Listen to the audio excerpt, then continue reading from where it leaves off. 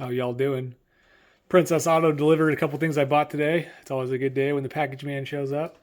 Got this cheap cast iron Dutch oven. It's not the Lodge brand. I don't know if it was half the price of Lodge or a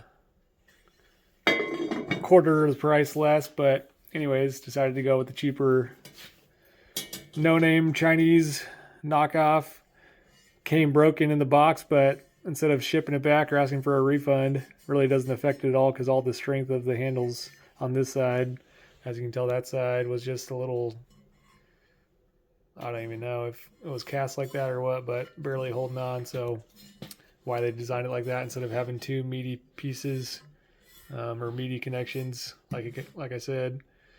Cheap. Hopefully it'll do the job though. I'm gonna actually weld another handle on in this video on the bottom, because if you know anything about Dutch oven cooking, which I don't, but I've watched YouTube videos, you'll know that putting coals on top is the name of the game.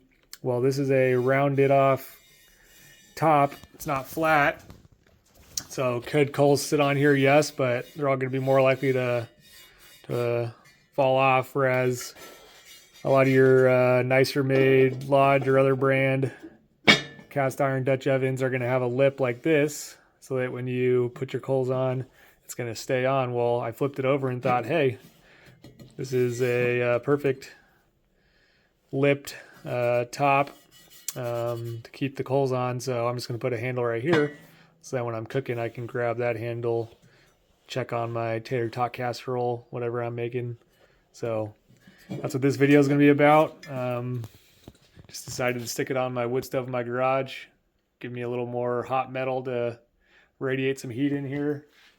The other thing I bought is the $69 on sale Red Mountain Valley Camp Wood Stove. There's lots of videos out there about these for 69 bucks. I thought, hey, I'll play around with that.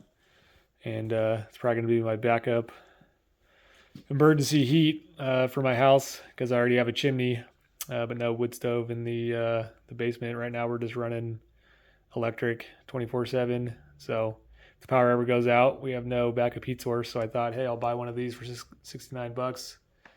I also was thinking about a $100 diesel heater that are popular. A lot of people making YouTube videos about those, the Vivor brand specifically. So I might pick up another one of those, or pick up one of those for another option in the event of a power outage. But this will have multi-uses. Maybe I'll go hot tent camping with it someday. We'll see. But this video is going to be about welding on a handle to this. Maybe we'll get into that little camp stove in another video.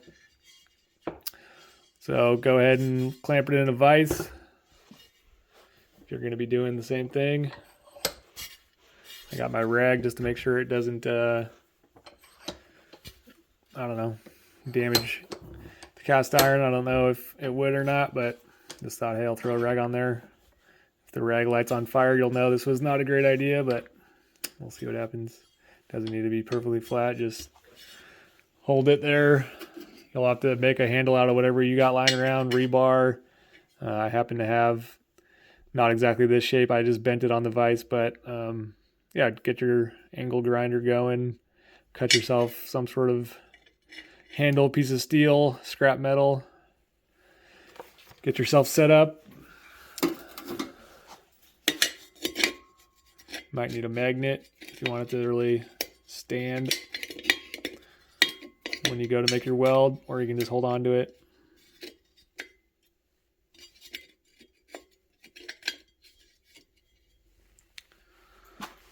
Doesn't have to be perfect, but try to get it centered. Probably about good right there.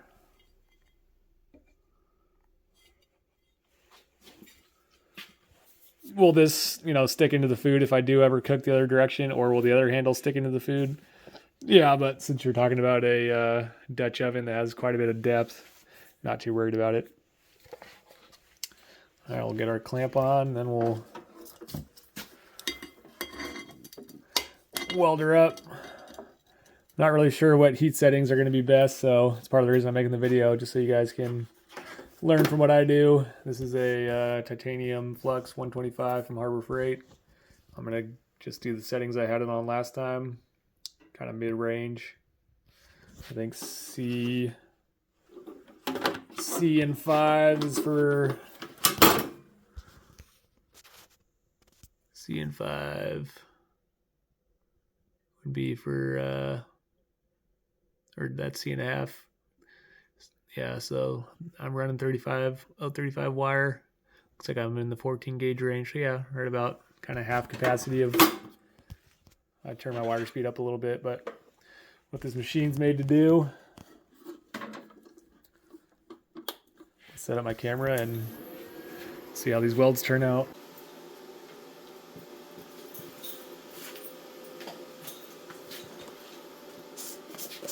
I always use nozzle gel when welding flux core. It's supposed to help it not get, I don't know, messed up on the tip, and I don't know if it helps with splatter or not, but I think it's mostly just keeping your tip clean. So attack it first.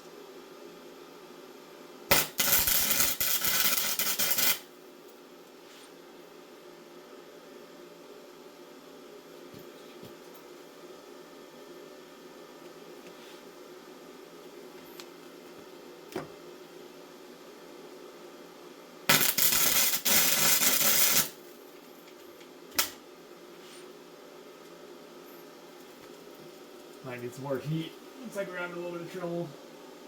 I'm going to turn it up to D now. Wire speed 6.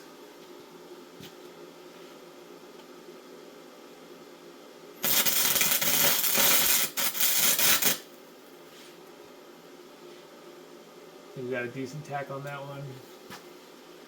Tack the other side and I'll show you what we got.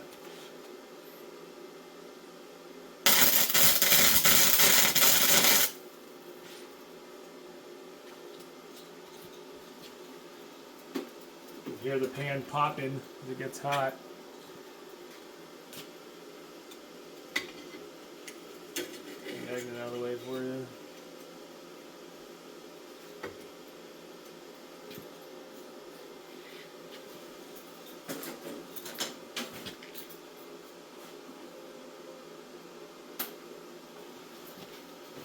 All right, so when I added on C there, I was having some issues. It wasn't really doing great, so I put it on D, turned the wire speed up to 6, and that seems to be more of a sweet spot for it.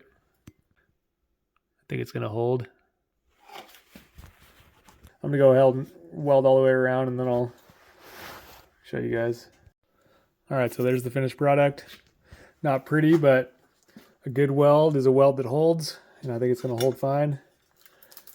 Something to be aware of that I didn't think of is my little old pajamas rag there is made out of polyester, so it actually started melting onto the cast iron. I just scraped it off, so it wasn't a big deal, but probably should use a cotton rag or something more fireproof. But anyways, no big deal. Learn from my mistake.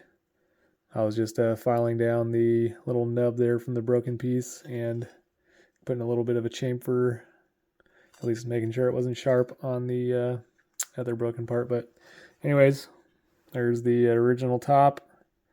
I'll probably re-season this after having scraped it with a wire brush and welded on it. First wash it with soap and water, get any of the chemicals off, and then re-season it. So it did come pre-seasoned, but it's probably a good idea after welding on cast iron. If you get some splatter you don't like, it comes off really easy. You could rub it with pretty much anything. I'm just using my old welding hammer. But yeah, hopefully this video helps you improve your cast iron skillet. And if you're up in Canada, check out Princess Auto. We got some pretty cheap stuff, and yeah, seems like it's gonna work fine to me. So maybe I'll show you my tater tot casserole sometime if I ever make it outside with the hot coals. All right, catch you on the next one.